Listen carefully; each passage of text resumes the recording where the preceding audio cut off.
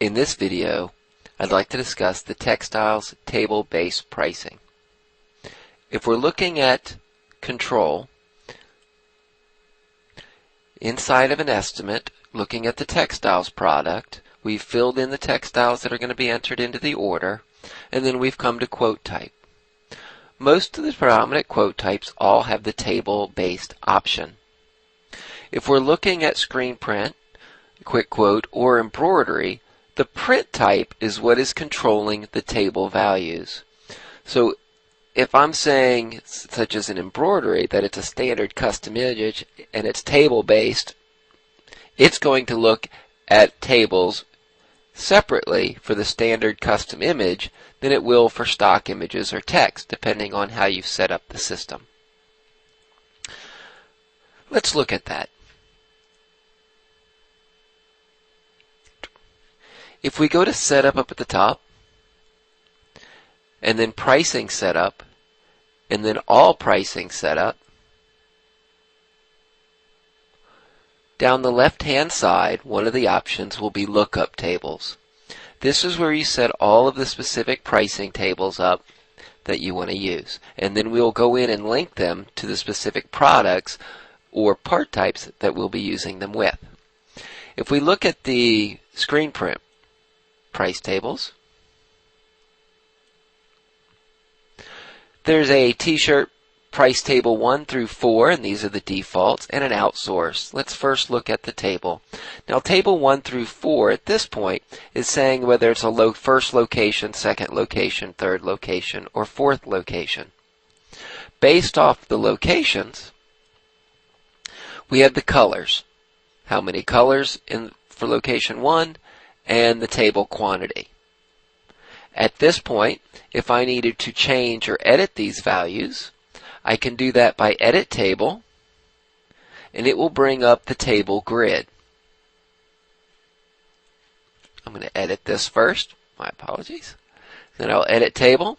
Once the grid is pulled up, at this point what it's looking at is the numbers between 1 and 6. You'll see I have it set to attempt to return to the previous value. So if it falls between these numbers, it's going to fall backwards to the number before it. Well, what I wanted to say is these tables start at 6, so I'm not giving any pricing between 0 and 6. And then from 6 to 12, for one color, the table is set at $16. If I need to just change the prices here, I can just go in and type over the prices to what you need them to be. If you need to add rows, such as I have a separate row, I have 1 through 6, 6 through 12, but I needed to either add, edit, or modify these rows, you can do that on the right-hand side. You can either edit the columns, add a column, add a row. So let's do that at this point. If I go in and add a row, it's going to look for the row 1 value. So if I say 7 here, you'll notice that's saying as if there was a 7th color. If I wanted to add a column, such as in this direction, say I needed to add a column for quantity of 18, I would add a column, enter my 18, and you'll see that it added that column. And then I can fill in the price values that I would like for quantity of 18 based on the colors. Remove a column by deleting it. And you can modify one in case this wasn't as a dozen. I could go in and say, no, I want to change that value to 15.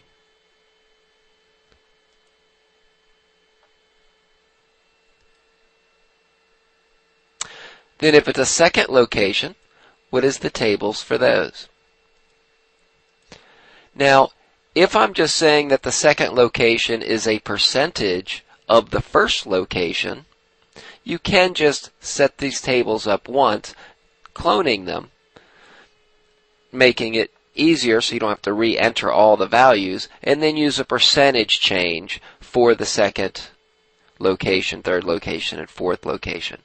I'll get into discussing that a little bit further in this video. Next thing I want to look at is embroidery. So we're going to look at the embroidery tables as well. I only have one standard table, so I have a 1 through 6, 6 through 12 as far as quantity and a price. Now these tables are set up to a maximum stitch count, but that's not defined here. We will show you where that's defined in the future. Now at this point, this may be a standard table, but I may have a separate embroidery table for baseball hats or caps. Well, I could clone this one, embroidery hat table,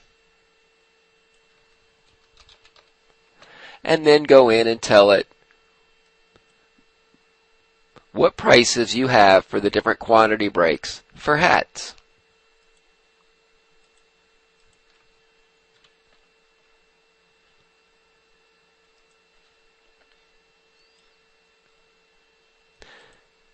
It is possible, currently these tables are set up on the most common table structure, such as the number of colors and quantity.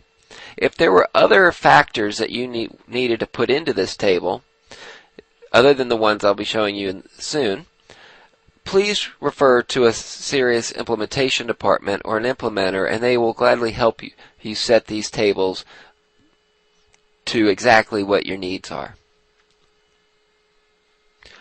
Alright, now let's look at assigning these tables to a specific product and part. If we're in the Adjust Part Information screen, if you remember, you can go to Setup, Pricing Setup, Adjust Part Information Setup. Here it's listing by product, everything under Textiles. Under Quote Types, you'll see Screen Print, Quick Quote. Well, one of them is the screen printing types, as in you'll see under Embroidery and Embroidery Types, Table-Based Pricing. Well, these are all the values that go along with the setup of embroidery or screen printing, depending on what you're looking at. As you scroll through these values, you'll see one of the columns is the table. Here it's listing what table, based off of the lookup table name, and here we have Embroidery Standard Table. So therefore, here it's listed as Embroidery Standard Table. Also, when it's looking at that table, it does have a little further information it needs, such as what is the max stitches for that table. At this point, we've assigned it to 10,000 stitches is what the table goes up to. And then after that 10,000, we're going to add a 10% for every 1,000 stitches. If we look at the screen print,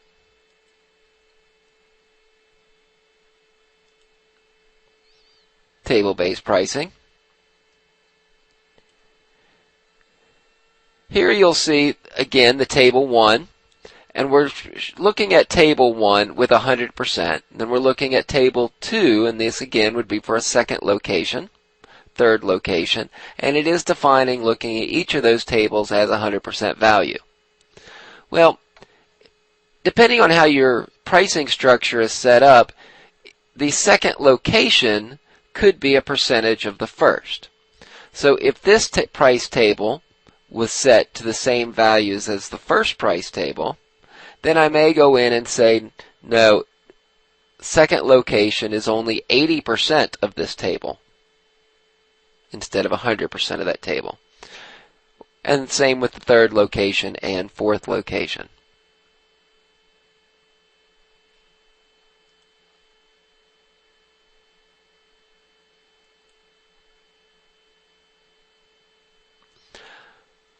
You'll also notice each of the other products in the system have their own table-based pricing structure.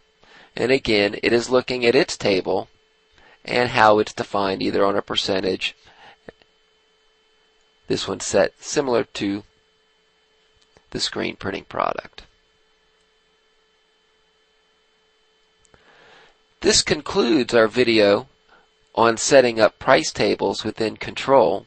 If you have any further questions or would like to get into more detail, please review our other videos or contact the Series Implementation Department. Thank you.